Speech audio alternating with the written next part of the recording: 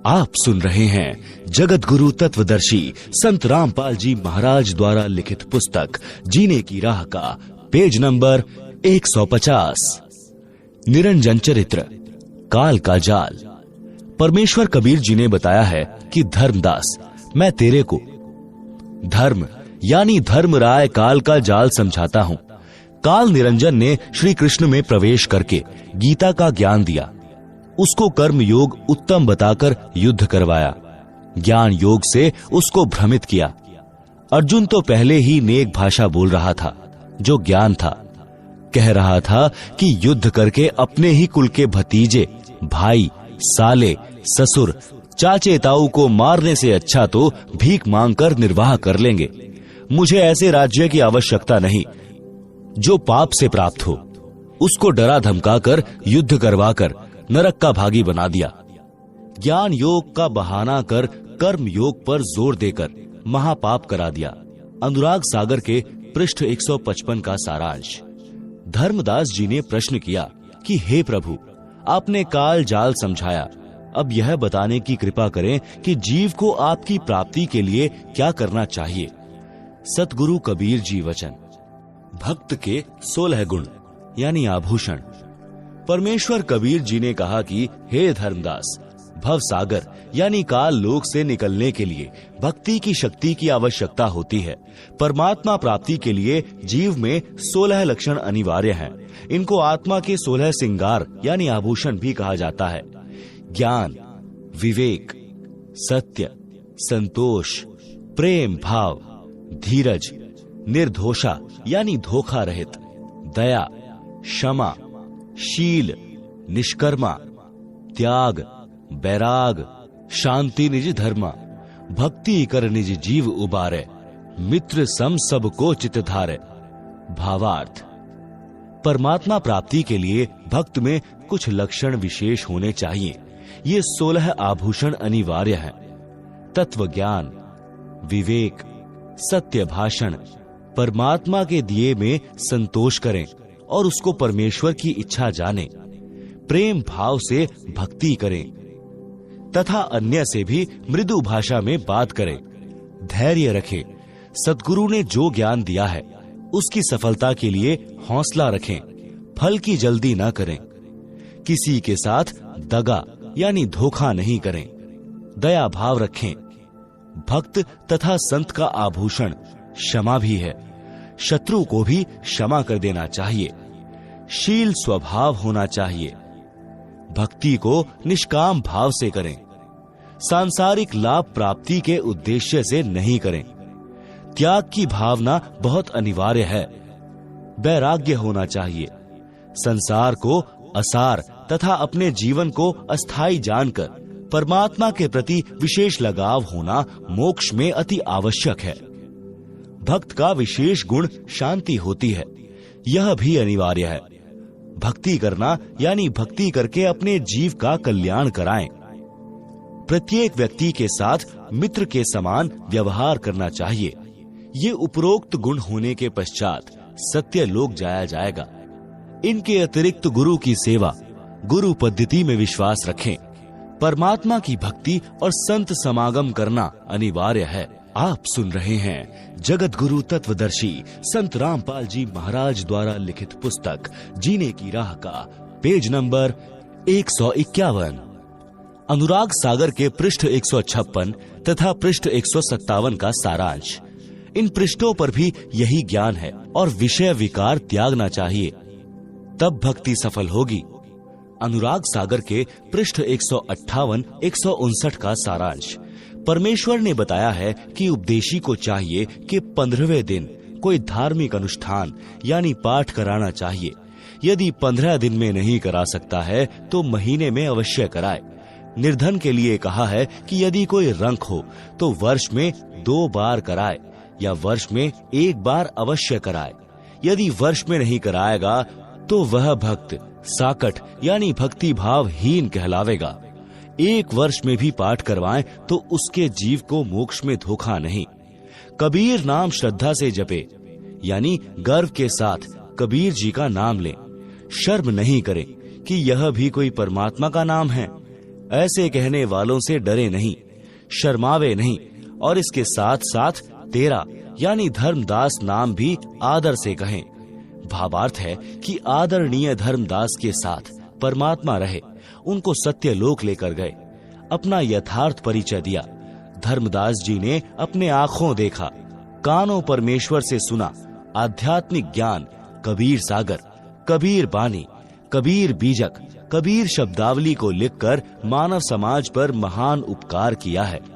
इसलिए धर्मदास जी की महिमा भी करनी चाहिए। भक्त को चाहिए कि भक्ति साधना तथा मर्यादा का पालन अंतिम श्वास तक करे। जैसे शूरवीर युद्ध के मैदान में या तो मार देता है या स्वयं वीर गति को प्राप्त हो जाता है, वह पीछे कदम नहीं हटाता। संत तथा भक्त का रण क्षेत्र भक्ति मंत्र जाप तथा मर्यादा है। जो शिष्य गुरु से विमुख हो जाता है, नाम खंडित कर देता है, तो स्वाभाविक ही वह गुरु में कुछ दोष निकालेगा, जिस कारण से नरक में अग्नि कुंड में गिरेगा। यदि गुरु विमुख होकर भक्ति छोड़ देता है तो उसको भी बहुत हानि होती है। उदाहरण, जैसे इन्वर्टर को चार्जिंग पर लगा रखा है, वह चार्ज हो रहा है।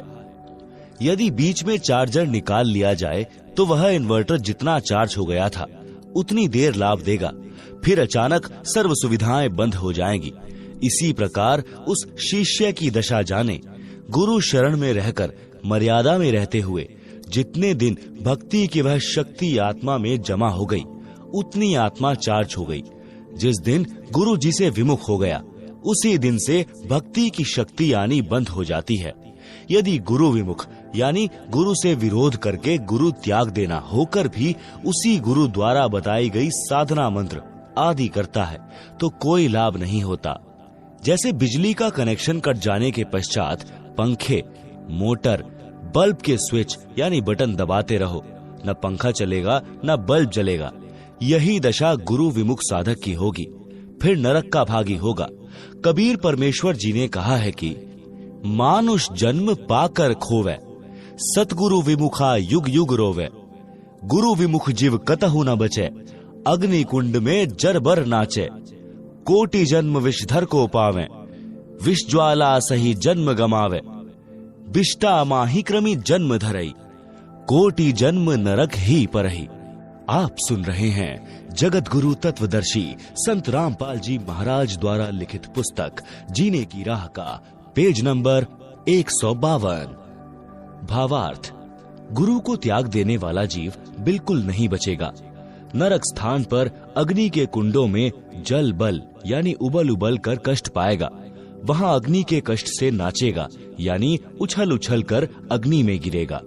फिर करोड़ों जन्म विषधर यानी सर्प की जूनी यानी शरीर को प्राप्त करेगा। सर्प के अपने अंदर के विष की गर्मी बहुत परेशान करती है। गर्मी के मौसम में सर्प उस विष की उष्णता से बचने के लिए, शीतलता प्राप्त करने के लिए चंदन वृक्ष के ऊपर लिपटे रहते हैं। फिर वही गुरु विमुख यानी गुरुद्रोही बिष्टा यानी टट्टी में कीड़े का जन्म प्राप्त करता है। इस प्रकार गुरु से दूर गया प्राणी महाकष्ट उठाता है।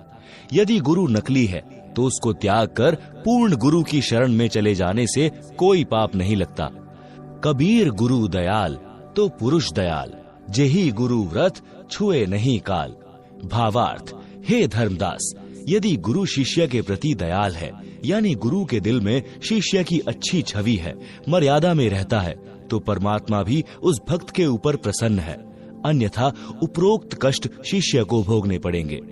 पृष्ठ 160 का सारांश।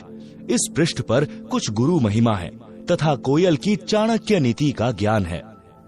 काल का जीव सद्गुरु ज्ञान नहीं मानता। कोयल काग का उदाहरण। कोयल पक्षी कभी अपना भिन्न घोंसला बनाकर अंडे बच्चे पैदा नहीं करती। कारण यह कि कोयल के अंडों को कौवा खा जाता है। इसलिए कोयल को ऐसी नीति याद आई कि जिससे उसके अंडों को हानि न हो सके।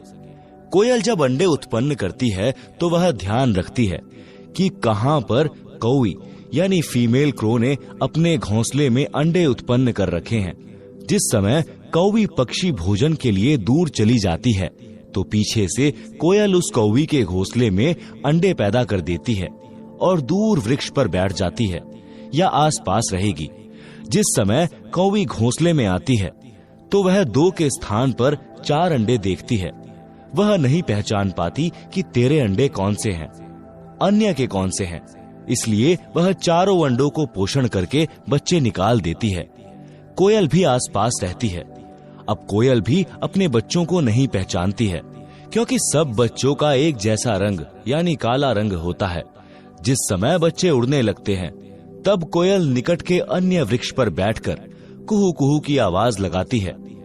कोयल की बोली कोयल के बच्चों को प्रभावित करती है।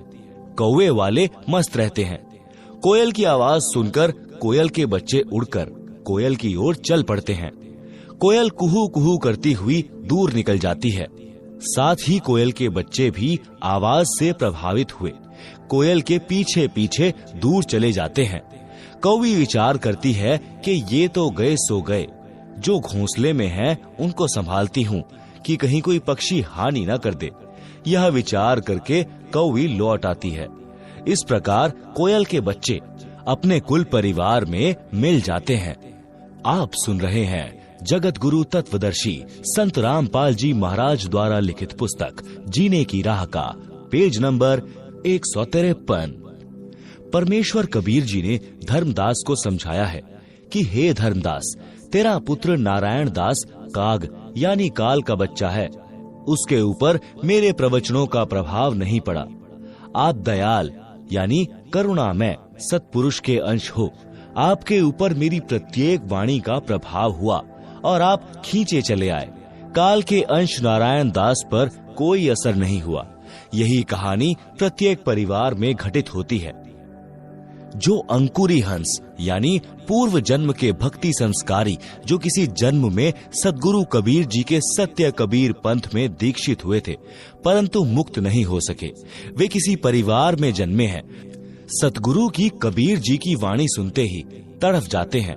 आकर्षित होकर दीक्षा प्राप्त करके शिष्य बनकर अपना कल्याण कराते हैं। उसी परिवार में कुछ ऐसे भी होते हैं जो बिल्कुल नहीं मानते। अन्य जो दीक्षित सदस्य हैं उनका भी विरोध तथा मजाक करते हैं। वे काल के अंश हैं। वे भी नारायण दास की तरह काल के दूतों द्वारा प्रचलित साधना ही करते हैं। पृष्ठ 161 अनुराग सागर का सारांश। कबीर परमात्मा ने कहा कि हे धर्मदास, जिस प्रकार शूरवीर तथा कोयल के सुत यानी बच्चे चलने के पश्चात पीछे नहीं मुड़ते, इस प्रकार यदि कोई मेरी शरण में इस प्रकार धाय यानी दौड़कर सब बाधाओं को तोड़कर परिवार मोह छोड़कर मिलता है तो उसकी 101 पीढ़ियों को पार कर दूंगा।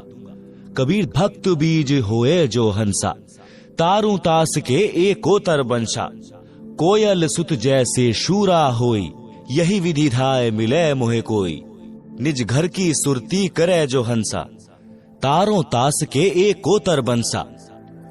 हंस यानी भक्त लक्षण।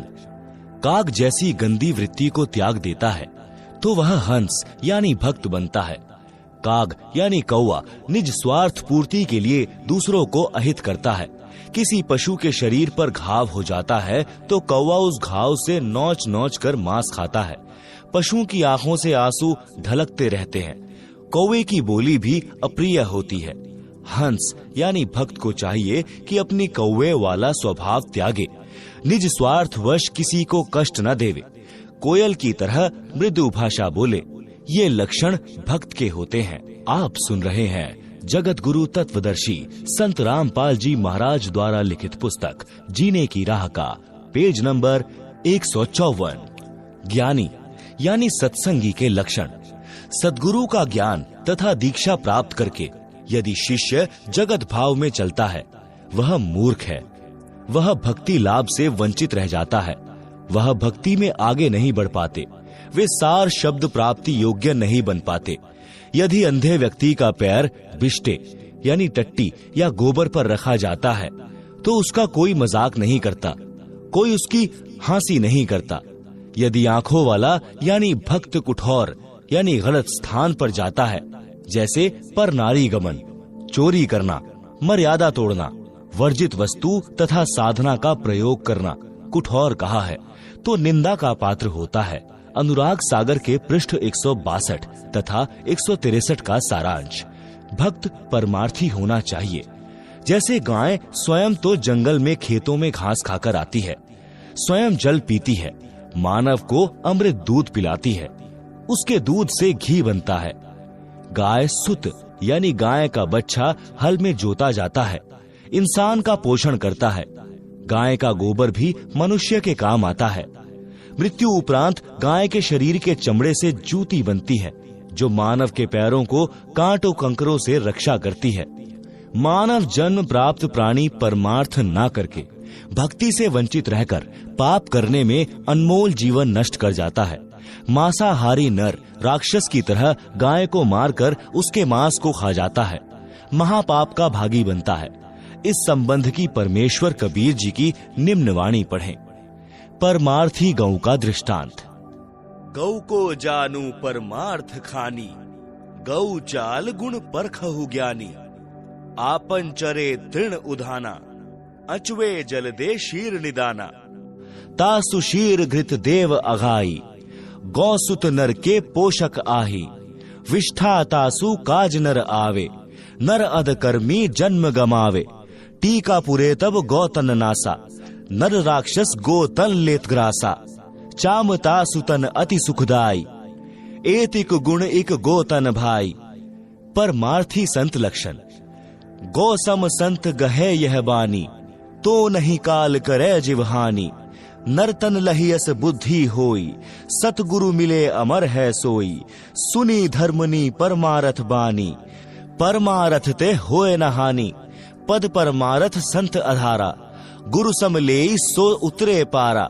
सत्य शब्द को परिचय पावे, परमारथ पद लोक सिधावे। सेवा करे विसारे आपा, आपा थाप अधिक संतापा। यह नर अश्चातुर बुद्धि माना, गुण शुभ कर्म कहे हम ठाना। ऊंचा कर्म अपने सिर लीना, अवगुण कर्म पर सिर दीन्हा। तात होए शुभ कर्म विनाशा, धर्मदास पद गहो विश्वासा। आशा एक नाम की राखे, निज शुभ कर्म प्रगट नहीं भाके।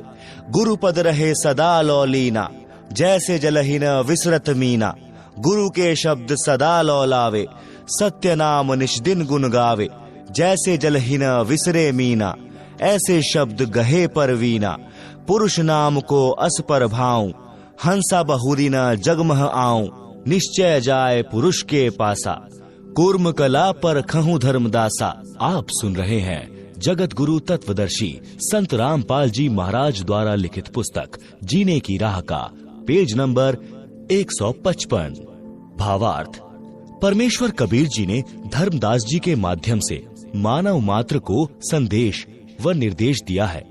कहा है कि मानव को गाय की तरह परमार्थी होना चाहिए। जिनको सद्गुरु मिल गया है वे तो अमर हो जाएंगे, घोर अघों यानी पापों से बच जाएंगे। सेवा करें तो अपनी महिमा की आशा न करें। यदि अपने आप को थाप यानी मान बढ़ाई के लिए अपने आप को महिमावान मान लेगा तो उसको अधिक कष्ट होगा। शुभ कर्म नष्ट हो जाएंगे। उपदेशी केवल एक नाम की आशा रखें, मान बढ़ाई की चाह हृदय से त्याग दें। अपने शुभ कर्म यानी दान या अन्य सेवा किसी के सामने न बताएं। गुरु जी के पद यानी चरण यानी गुरु की शरण में ऐसे रहें जैसे जल में मीन रहती है। मछली एक पल भी पानी के बिना नहीं रह सकती, तुरंत मर जाती है। ऐसे गुरु की शरण को महत्व देवें। गुरु जी द्वारा दिए शब्द यानी जाप मंत्र यानी सतगुरु शब्द जो सत्य नाम है यानी वास्तविक भक्ति मंत्र में सदा लीन रहें। जो पुरुष यानी परमात्मा का भक्ति मंत्र है उसका ऐसा प्रभाव है, उसमें इतनी शक्ति है कि साधक पुनः संसार में जन्म मरण के चक्र में नहीं आता। वह वहां चला जाता है जो सनातन परम धाम, जहां परम शांति है, जहां जाने के पश्चात साधक कभी लौटकर संसार में नहीं आता। यही प्रमाण श्रीमद् भगवद गीता अध्याय 18 श्लोक 62 में है। गीता ज्ञान दाता ने कहा है कि हे अर्जुन, तू सर्व भाव से उस परमेश्वर की शरण में जा। उस परमेश्वर की कृपा से ही तू परम शांति को तथा सनातन परम धाम यानी शाश्वतम स्थानम को प्राप्त होगा। अध्याय 18 श्लोक 62। गीता अध्याय 15 श्लोक 4 में गीता ज्ञान दाता ने कहा है कि तत्व ज्ञान प्राप्ति के पश्चात परमेश्वर के उस परम पद की खोज करनी चाहिए जहां जाने के पश्चात साधक लौटकर कभी संसार में नहीं आता। जिस परमेश्वर ने संसार रूपी वृक्ष की रचना की है उसी की भक्ति करो। अध्याय 15 श्लोक 4। गीता ज्ञान दाता ने अपनी नाशवान अर्थात जन्म मरण की स्थिति गीता अध्याय 2 श्लोक 12, अध्याय 4 श्लोक 5-9 में तथा अध्याय 10 श्लोक 2 में स्पष्ट है कि हे अर्जुन, तेरे और मेरे बहुत जन्म हो चुके हैं, तू नहीं जानता, मैं जानता हूँ। पाठक जनों, गीता से स्पष्ट हुआ कि गीता ज्ञान दाता यानी काल ब्रह्म है जो श्री कृष्ण जी के शरीर में प्रवेश करके बोल रहा था। नाशवान है, जन्म मरण के चक्र में है, तो उसके उपासक की भी यही स्थिति होती है। इसलिए गीता अध्याय 18 श्लोक 62 तथा अध्याय 15 श्लोक 4 में वर्णित लाभ प्राप्त नहीं हो सकता। दूसरी बात यह सिद्ध होती है कि गीता ज्ञान दाता से कोई अन्य समर्थ तथा सर्व लाभदायक परमेश्वर है जिसकी शरण में जाने के लिए गीता ज्ञान दाता यानी काल ब्रह्म ने कहा है। वह परमेश्वर कबीर बंदी छोड़ जी है। उन्होंने अपनी महिमा स्वयं ही कही है जो आप जी कबीर सागर में पढ़ रहे हैं। परमेश्वर ने अनुराग सागर पृष्ठ 13 पर कहा कि सत्य पुरुष द्वारा रची सृष्टि के विषय में बताई कथा का साक्षी किसको बनाऊं, क्योंकि सबकी उत्पत्ति बाद में हुई है, पहले अकेले सत्पुरुष थे। यहाँ पर विवेक करने की बात यह है कि कबीर जी को ज्ञान कहाँ से हुआ, जब सृष्टि रचना के समय कोई नहीं था। इससे स्वसिद्ध है कि ये स्वयं पूर्ण परमात्मा सृष्टि के सृजनहार हैं।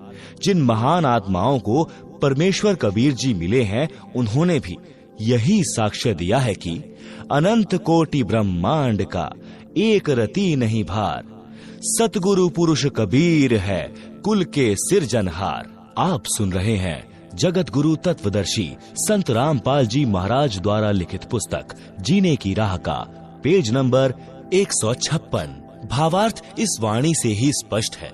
कूर्म कला परखो धर्मदासा का भावार्थ है कि जैसे कूर्म यानी कछुआ आपत्ति के समय अपने मुख तथा पैरों को अपने अंदर छुपाकर निष्क्रिय हो जाता है, आपत्ति टलने के तुरंत पश्चात अपने मार्ग पर चल देता है, इसी प्रकार भक्त को चाहिए कि यदि सांसारिक व्यक्ति आपके भक्ति मार्ग में बाधा उत्पन्न करे तो उसको उलटकर जवाब न देकर अपनी भक्ति को छुपाकर सुरक्षित रखें। सामान्य स्थिति होते ही फिर उसी गति से साधना करें। इस प्रकार करने से निश्चय जाए पुरुष के पासा, वह साधक परमात्मा के पास अवश्य चला जाएगा। अनुराग सागर पृष्ठ 163 281 पर। सोरठा हंस तहां सुख बिल सही, आनंद धाम अमोल, पुरुष तनु छवि निरखही, हंस करें किलोल। भावार्थ उपरोक्त ज्ञान के आधार से साधना करके साधक अमर धाम में चला जाता है, वहाँ पर आनंद भोगता है। वह सतलोक बेशकीमती है, वहाँ पर सतपुरुष के शरीर की शोभा देखकर आनंद मनाते हैं। दीक्षा लेकर नाम का स्मरण करना अनिवार्य है। अध्याय बीर सिंह बोध पृष्ठ 123 पर। राजा बीर सिंह की एक छोटी रानी सुंदर देई थी। उसने भी परमेश्वर कबीर जी से दीक्षा ले रखी थी। उसने सत्संग बहुत सुने थे, विश्वास कम था, नाम की कमाई यानी साधना नहीं करती थी। जब रानी का अंतिम समय आया तो यम के दूत राजभवन में प्रवेश कर गए। फिर यम दूत रानी के शरीर में प्रवेश कर गए और अंतिम श्वास का इंतजार करने लगे। उसी समय रानी सुंदर देई के शरीर में बेचैनी हो गई। यमदूत दिखाई देने लगे। राजा ने रानी से पूछा कि क्या बात है। रानी ने कहा कि मुझे राजपाट, महल, आभूषण कुछ भी अच्छा नहीं लग रहा है। रानी ने कहा कि साधु भक्तों को बुलाकर परमात्मा की चर्चा कराओ। साधु तथा भक्त आकर परमात्मा की चर्चा तथा भक्ति करने लगे। उससे कोई लाभ नहीं हुआ। रानी के शरीर में कष्ट और बढ़ गया। अर्ध अर्ध यानी आधा श्वास चलने लगा। श्वास खींच खींच कर आने जाने लगा। हृदय कमल को त्याग कर जीव भयभीत होकर त्रिकुटी की ओर भागा। यमदूतों ने चारों ओर से घेर लिया। चारों यमदूतों ने जीव को घेर कर कहा, कि आप चलो, हरि यानी प्रभु ने तुम्हें बुलाया है। तब रानी के जीव को सत्संग वचन याद आए। उसने यमदूतों से कहा कि हे बटपार, हे जालिमों, तुम यहाँ कैसे आ गए? हमारा सतगुरु हमारा मालिक है, आप हमें नहीं ले जा सकते।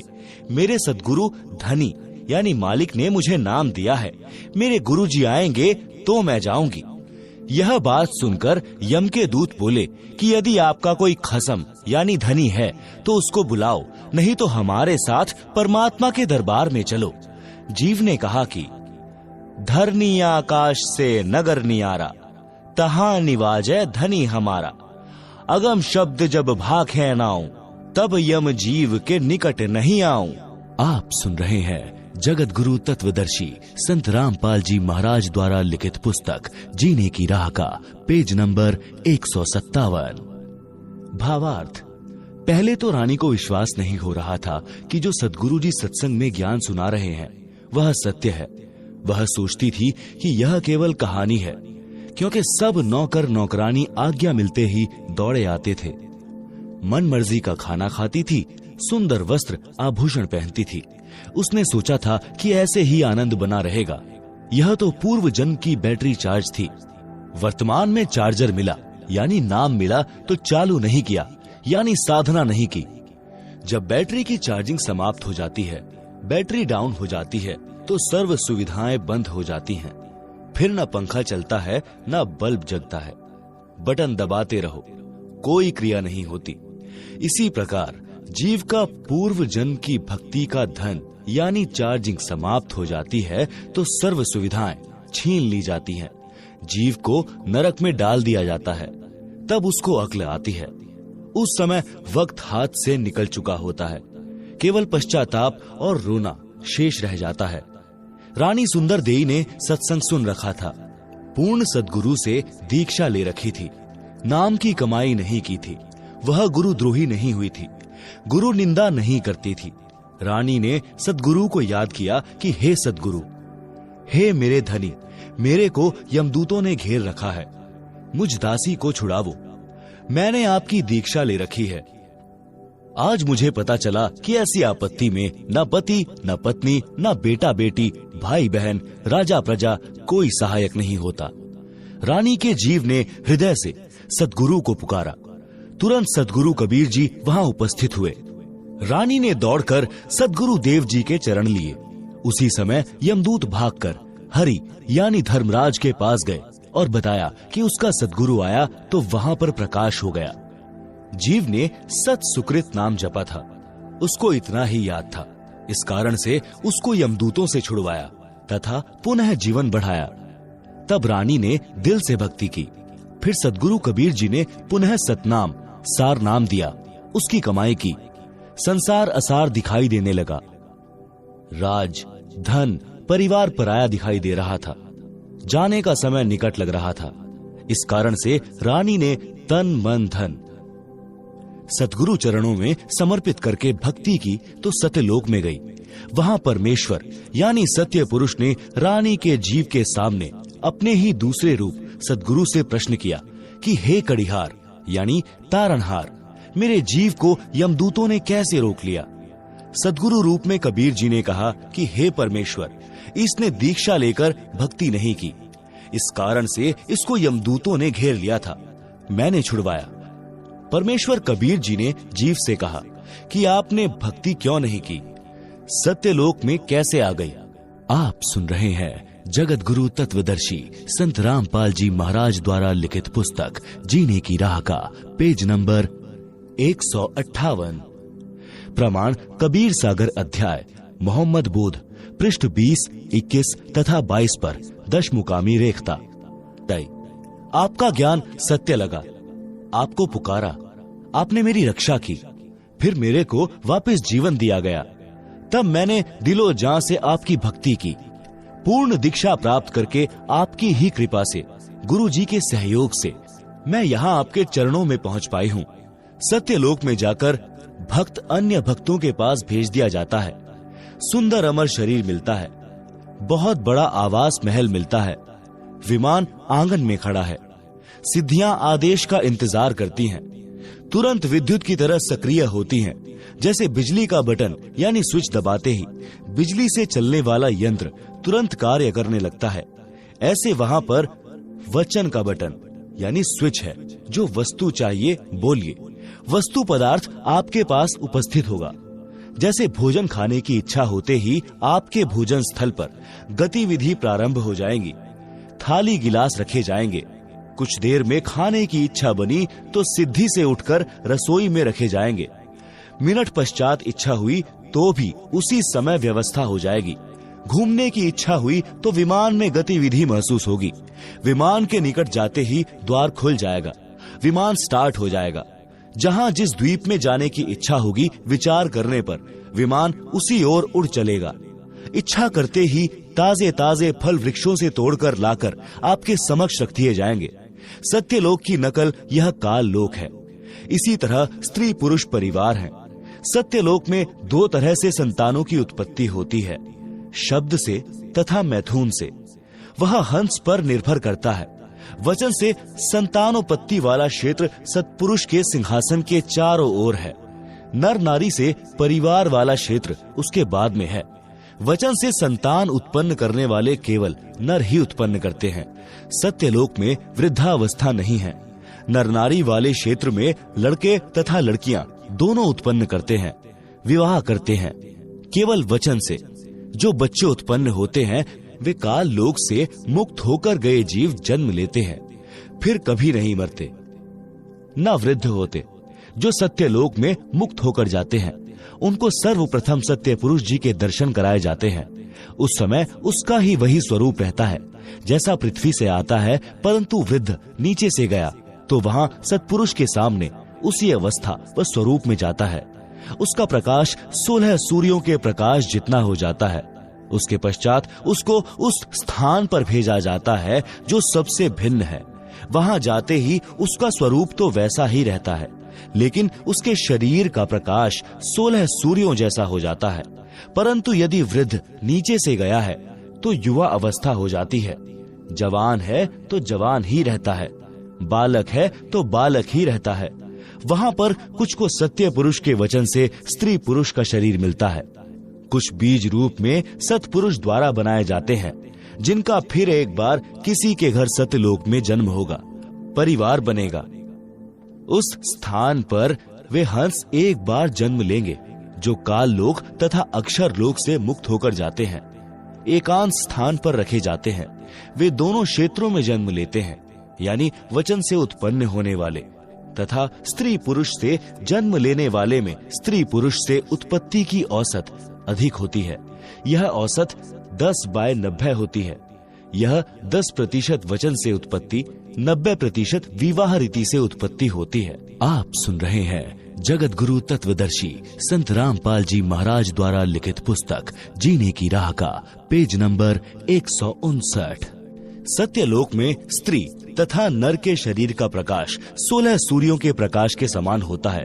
मिनी सतलोक मानसरोवर पहले है। वहाँ दोनों के शरीर का प्रकाश 4 सूर्यों के समान होता है। फिर आगे जाते हैं। जब पर ब्रह्म के लोक में बने अष्ट कमल के पास पहुँचते हैं तो हंस तथा हंसनी यानी नर नारी के शरीर का प्रकाश 12 सूर्यों के प्रकाश के समान हो जाता है। फिर सत्यलोक में बनी भंवर गुफा में प्रत्येक के शरीर का प्रकाश 16 सूर्यों के समान हो जाता है। प्रमाण कबीर सागर अध्याय मोहम्मद बोध पृष्ठ 20, 21 तथा 22 पर दशमुकामी रेखता। पृष्ठ 21 से कुछ अंश लिखता हूँ। भया आनंद फंद सब छोड़िया, पहुंचा जहां सत्य लोक मेरा। हंसनी यानी नारी रूप पुण्यात्माएं, हंस यानी नर रूप पुण्यात्माएं। हंसनी हंस सब गाए बजाए के, साजी के कलश मोहे लेन आए। युगन युगन के बिछुड़े मिले तुम, आए के प्रेम करी अंग से अंग लाए। पुरुष दर्श जब दीन्हा हंस को, तपत बहु जन्म की तब नशाए। पलिट कर रूप जब एक सा कीन्हा, मानो तब भानु षोडश यानी 16 उगाए। पहूप के दीप पयूष यानी अमृत भोजन करे, शब्द की देह सब हंस पाए। पुष्प का सहरा हंस और हंसनी, सच्चिदानंद सिर छत्र छाए। दीपें बहु दामिनी दमक बहु भांति की, जहां घन शब्द को घमोड़ लाए। लगे जहां बरसने घन घोर के उठत, तहां शब्द धुनि अति सोहाय। सुन सोहे हंस हंसनी युथ, यानी जोड़े झुंड, है एक ही नूर एक रंग रागे। करत विहार यानी सैर, मन भावनी मुक्ति में, कर्म और भ्रम सब दूर भागे। रंक और भूप यानी राजा, कोई परख आवे नहीं, करत कोलाहल बहुत पागे। काम और क्रोध मद लोभ अभिमान सब, छाड़ी पाखंड सत शब्द लागे। पुरुष के बदन यानी शरीर, कौन महिमा कहूं जगत में, उपमा कछु नाही पाई। चंद और सूर यानी सूर्य गण ज्योति लागे नहीं, एक ही नख यानी नाखून प्रकाश भाई। परवाना जिन नाद वंश का पाइया, पहुँचिया पुरुष के लोक जाई। कह कबीर यही भांति सो पाई हो, सत्य पुरुष की राह सो प्रगट गाई। आप सुन रहे हैं जगत गुरु तत्वदर्शी संत रामपाल जी महाराज द्वारा लिखित पुस्तक जीने की राह का पेज नंबर 160। भावार्थ। इस अमृतवाणी में स्पष्ट है कि परमेश्वर कबीर जी सदगुरु रूप में पृथ्वी से धर्मदास जी को लेकर सतलोक को चले तो रास्ते में 9 स्थान आए, जैसे नासूत, मलकूत, यह फारसी में शब्द है।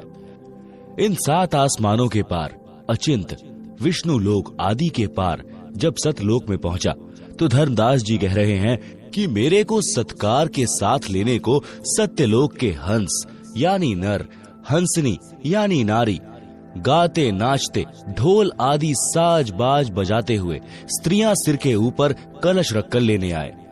उनके शरीर का प्रकाश 16 सूर्यों के समान था। मेरे शरीर का प्रकाश भी उनके शरीर के प्रकाश के समान 16 सूर्यों के समान हो गया। जो पृथ्वी लोक से मोक्ष प्राप्त करके हंस जाता है, वह पुहब द्वीप में ले जाया जाता है। वहां सर्व सुख है, वह सत्यलोक का हिस्सा है। परंतु सर्वप्रथम नीचे से गए मोक्ष प्राप्ति जीव को पोहब द्वीप में रखा जाता है। यहाँ का दृश्य बताया जा रहा है। यहाँ से इसका जन्म अन्य स्थानों में परिवार में होता है। इसके पश्चात उस स्थान का वर्णन है जहाँ नर नारी से उत्पत्ति होकर परिवार बनता है, जहाँ पर नर नारी के जोड़ों के समूह सुख से बैठे बातें करते हैं, बादल गरजते हैं, फव्वार पड़ती है। यह भिन्न स्थान है जहाँ सतलोक निवासी पिकनिक के लिए जाते हैं। कुछ स्थान ऐसे हैं जहाँ न बादल दिखाई देता है, वर्षा हो रही होती है। दीक्षा के पश्चात साधक को क्या करना चाहिए, उसकी जानकारी पवित्र कबीर सागर के अध्याय धर्म बोध में भी है। कृपा पढ़े अध्याय धर्म बोध का सारांश। कबीर सागर में 33वां अध्याय धर्म बोध पृष्ठ 177 1521 पर है। इस अध्याय में परमेश्वर कबीर जी ने धर्म करने का विशेष ज्ञान बताया है।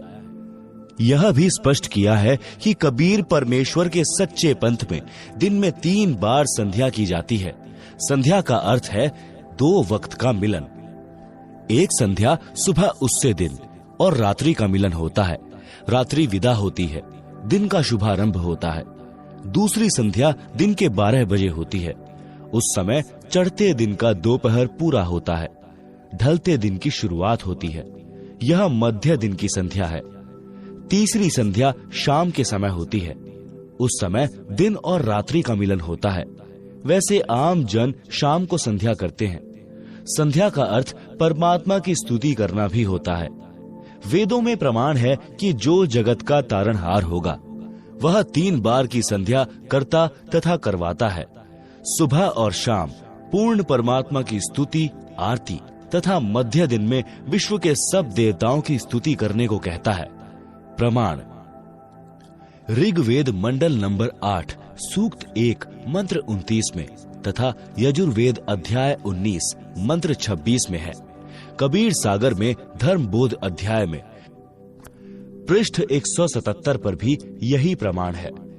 सांझ सकार मध्या संध्या तीनों काल, धर्म कर्म तत्पर सदा, की जय सुरति संभाल। आप सुन रहे हैं जगत गुरु तत्वदर्शी संत रामपाल जी महाराज द्वारा लिखित पुस्तक जीने की राह का पेज नंबर 161। भावार्थ, भक्तजनों को चाहिए कि तीनों काल यानी समय की संध्या करें।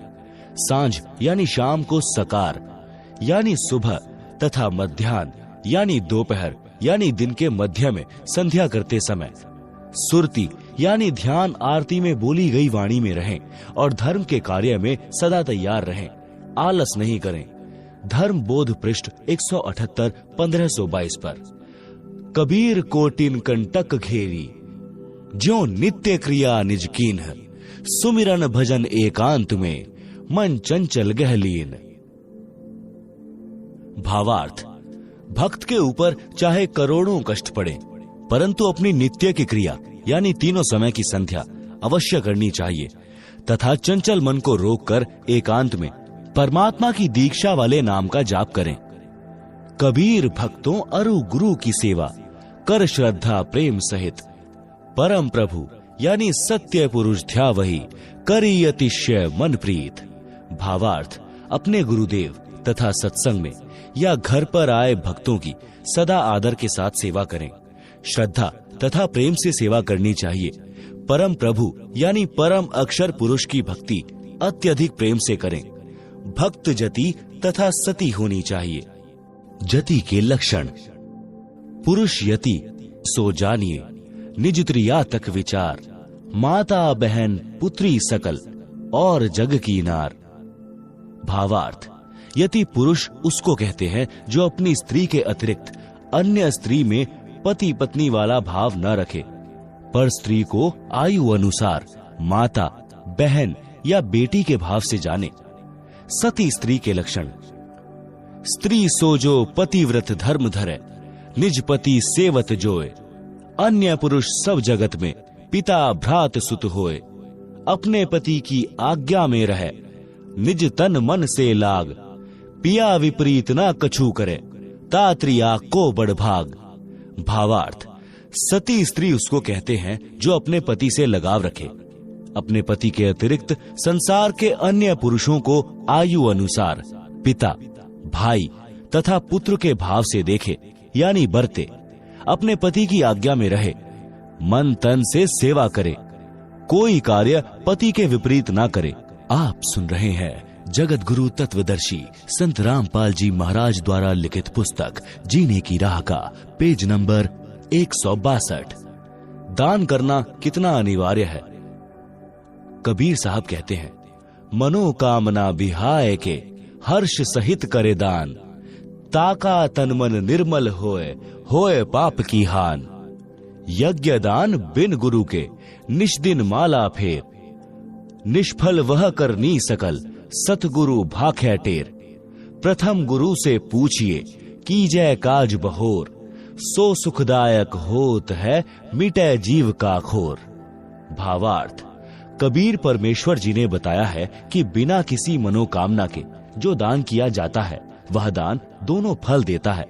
वर्तमान जीवन में कार्य की सिद्धि भी होगी तथा भविष्य के लिए पुण्य जमा होगा, और जो मनोकामना पूर्ति के लिए किया जाता है वह कार्य सिद्धि के पश्चात समाप्त हो जाता है। बिना मनोकामना पूर्ति के लिए किया गया दान आत्मा को निर्मल करता है, पाप नाश करता है। पहले गुरु धारण करो, फिर गुरुदेव जी के निर्देश अनुसार दान करना चाहिए। बिना गुरु के कितना ही दान करो और कितना ही नाम स्मरण की माला फेरो, सब व्यर्थ प्रयत्न है। यह सद्गुरु पुकार पुकार कर कहता है। प्रथम गुरु की आज्ञा लें, तब अपना नया कार्य करना चाहिए। वह कार्य सुखदायक होता है तथा मन की सब चिंता मिटा देता है। कबीर साहब कहते हैं, अभ्यागत आगम निरखी, आदर मान समेत, भोजन छाजन बित यथा, सदा काल जो देत। भावार्थ, आपके घर पर कोई अतिथि आ जाए तो आदर के साथ भोजन तथा बिछावना अपनी वित्तीय स्थिति के अनुसार सदा देना चाहिए। सोई मलेच्छ समझानिए, गृही जो दान विहीन, यही कारण नित दान करें जो नर चतुर प्रवीण।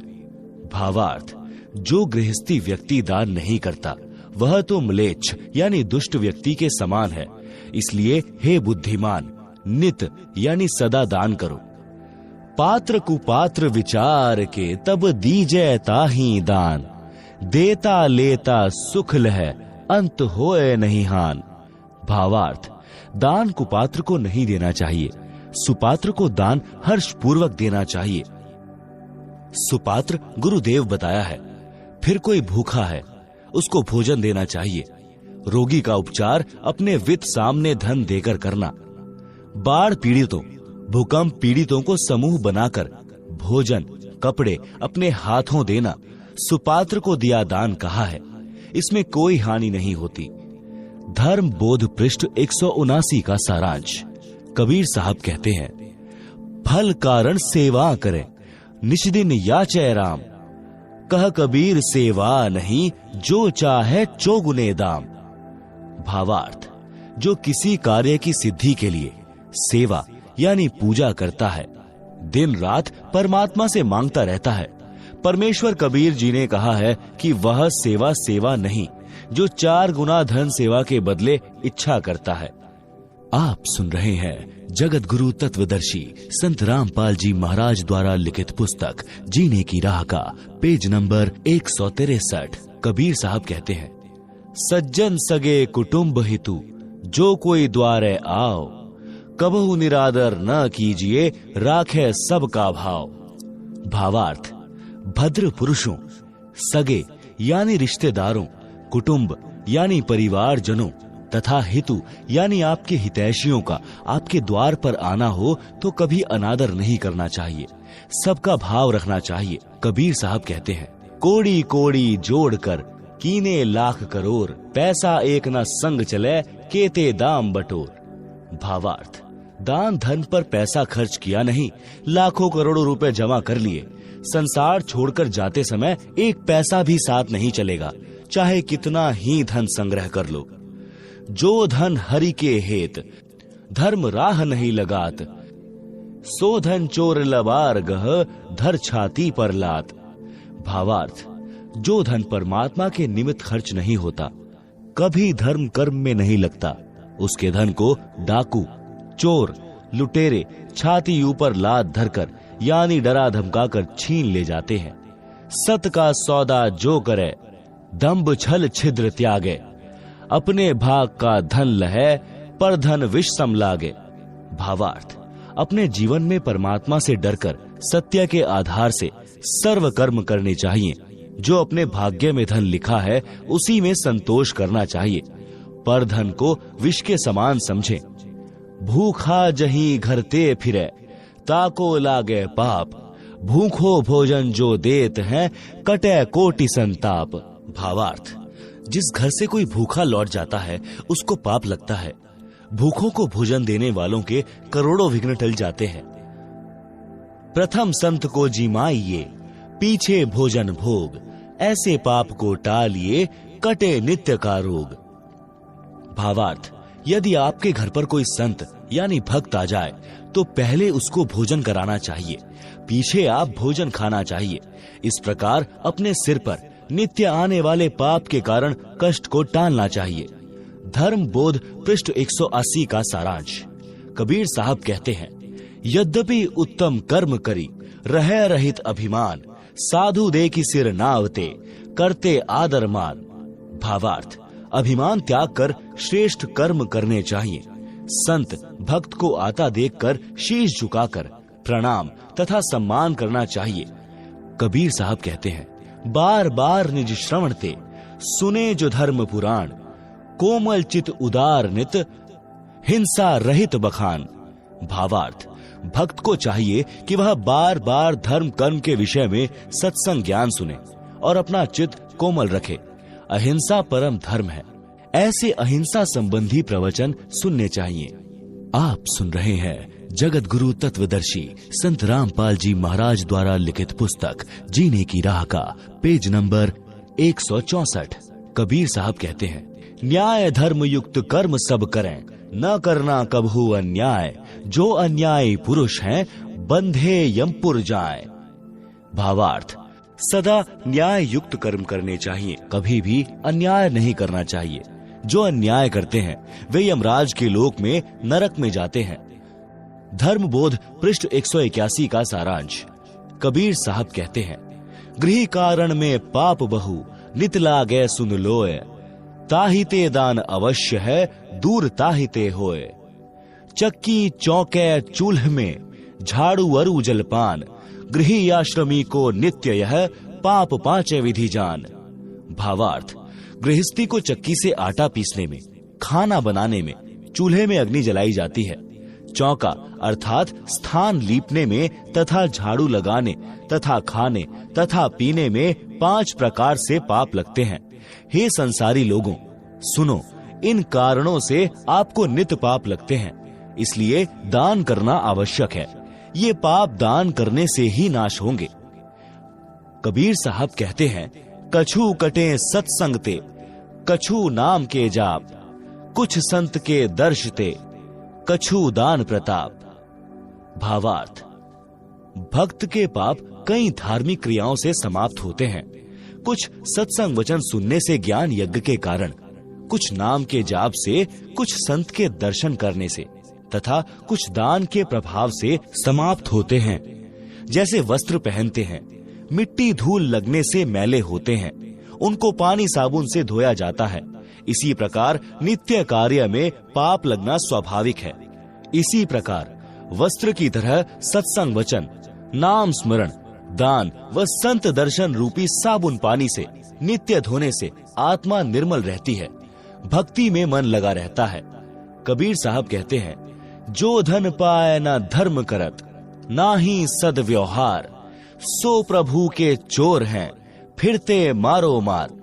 भावार्थ, जो धन परमात्मा ने मानव को दिया है, उसमें से जो दान नहीं करते और ना अच्छा आचरण करते हैं, वे परमात्मा के चोर हैं, जो माया जोड़ने की धुन में मारे मारे फिरते हैं। संत गरीब दास जी ने भी कहा है कि जिन हर की चोरी करी और गए राम गुण भूल, ते विधना बागुल किए रहे ऊर्ध मुख झूल। यही प्रमाण गीता अध्याय 3 श्लोक 10 से 13 में कहा है कि जो धर्म कर्म नहीं करते, जो परमात्मा द्वारा दिए धन से दान आदि धर्म कार्य नहीं करते, वे तो चोर हैं।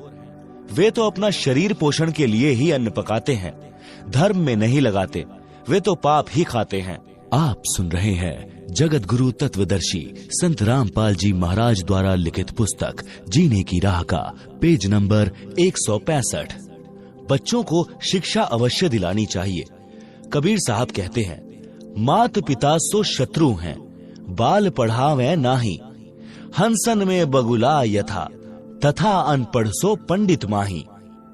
भावार्थ, जो माता पिता अपने बच्चों को पढ़ाते नहीं, वे अपने बच्चों के शत्रु हैं। अशिक्षित व्यक्ति शिक्षित व्यक्तियों में ऐसा होता है जैसे हंस पक्षियों में बगुला। यहाँ पढ़ाने का तात्पर्य धार्मिक ज्ञान कराने से है, सत्संग आदि सुनने से है। यदि किसी व्यक्ति को आध्यात्मिक ज्ञान नहीं है तो वह शुभ अशुभ कर्मों को नहीं जान पाता, जिस कारण से वह पाप करता रहता है।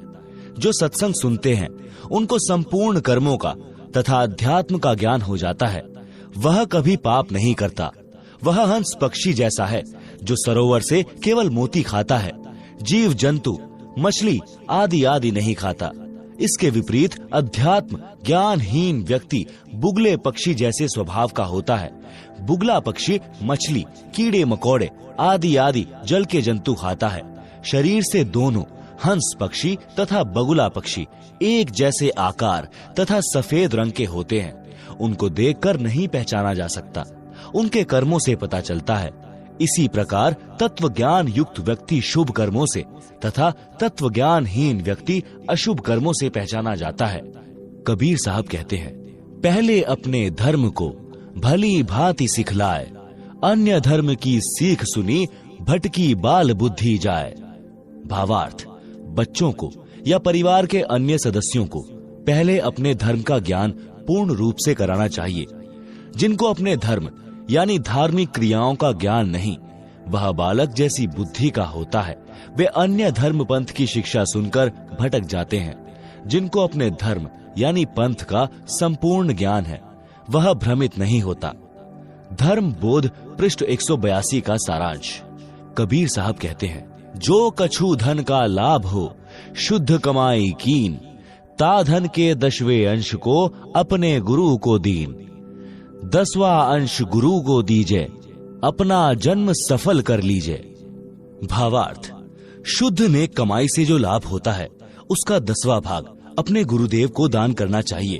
कबीर साहब कहते हैं, जे गुरु निकट निवास करे तो सेवा कर नित्य, जो कछु दूर बसे पल पल ध्यान से हित। भावार्थ, यदि गुरु जी का स्थान आपके निवास के निकट हो तो प्रतिदिन सेवा के लिए जाइए। यदि दूर है तो उनकी याद पल पल करनी चाहिए। इससे साधक का हित होता है, यानी लाभ प्राप्त होता है। कबीर साहब कहते हैं, छठे मास गुरु दर्शन करंते कबहु न चुको हंस, गुरु दर्श अरु सत्संग विचार सो उधरे जात है वंश। छठे मास ना करी सके वर्ष में करो धाय, वर्ष में दर्शन नहीं करे सो भक्त साकिट ठहराए। जय गुरु पर लोग गमन करे सीख मानियो शीश, हरदम गुरु को साथ जानी सुमरो नित जगदीश। गुरु मरामत जानियो वस्त्र त्यागा स्थूल, सूक्ष्म देही गमन करी खिला अमर वह फूल। सतलोक में बैठी कर गुरु निरखै तो है, गुरु तजना और मानिए अध्यात्म हानि होए। गुरु के शिष्य की जगदीश करे सहाय, नाम जपै अरुदान धर्म में कबहु न अलसाए। जैसे रवि आकाश से सबके साथ रहाए, उष्णता अरु प्रकाश को दूर ही ते पहुँचाए। ऐसे गुरु जहाँ बसे सब पर करे रजा, गुरु समीप जानकर सकल विकार करत लजा। आप सुन रहे हैं जगत गुरु तत्वदर्शी संत रामपाल जी महाराज द्वारा लिखित पुस्तक जीने की राह का पेज नंबर 166। भावार्थ, गुरु जी के दर्शन छठे महीने अवश्य करें। सत्संग और गुरु दर्शन से पूरा वंश मुक्त हो जाता है। यदि छठे मास दर्शन नहीं कर सकता तो वर्ष में बेसब्रा होकर यानी अति उत्साह के साथ दर्शन करने जाएं। यदि एक वर्ष में गुरु दर्शन नहीं करता है तो वह शिष्य भक्तिहीन माना जाता है। यदि गुरुजी सतलोक चले गए तो उनकी शिक्षा को आधार मानकर अपना धर्म कर्म करते रहिए। अपने गुरुदेव को पल पल अपने साथ समझकर परमेश्वर का भजन करो। जो गुरुजी ने दीक्षा मंत्र दिए हैं उनका जाप करते रहो। गुरुजी को मरा नहीं समझें। यह तो स्थूल शरीर त्यागा है। जैसे वस्त्र उतार दिए जाते हैं, शरीर तो सुरक्षित रहता है, इसी प्रकार स्थूल शरीर रूपी वस्त्र त्यागा है। नूरी शरीर से सतलोक चले गए हैं, वहाँ पर अमरत्व प्राप्त कर लिया है। आपका इंतजार कर रहे हैं। आप जी को भी तो जाना है। बिना मरे यानी स्थूल शरीर त्यागे सतलोक जाया नहीं जा सकता। यह तो शिष्यों को भी त्यागना है। फिर गुरुजी के शरीर त्यागने का शोक न करके उनके द्वारा बताई गई साधना करें तथा मर्यादा का पालन करते हुए अपना जीवन सफल बनाए। गुरुदेव सतलोक में बैठकर आपको देख रहा होता है। गुरुजी के संसार छोड़कर जाने के पश्चात अन्य को गुरु रूप में नहीं देखना, नहीं तो भक्ति की हानि हो जाएगी। गुरुजी के उपदेशी शिष्य की परमेश्वर सहायता करता है। शिष्य को गुरुजी के बताए नाम, जाप तथा दान धर्म करने में कभी आलस नहीं करना चाहिए। जैसे सूर्य दूर आकाश से सबको उष्णता तथा प्रकाश प्रदान करता है, सबको अपने साथ दिखाई देता है, इसी प्रकार गुरुजी कहीं पर भी बैठा है, वहीं से अपने भक्तों पर कृपा करता है। गुरुजी को समीप तथा दृष्टा जानकर सब विषय विकारों को करने में शर्म करके परहेज करें।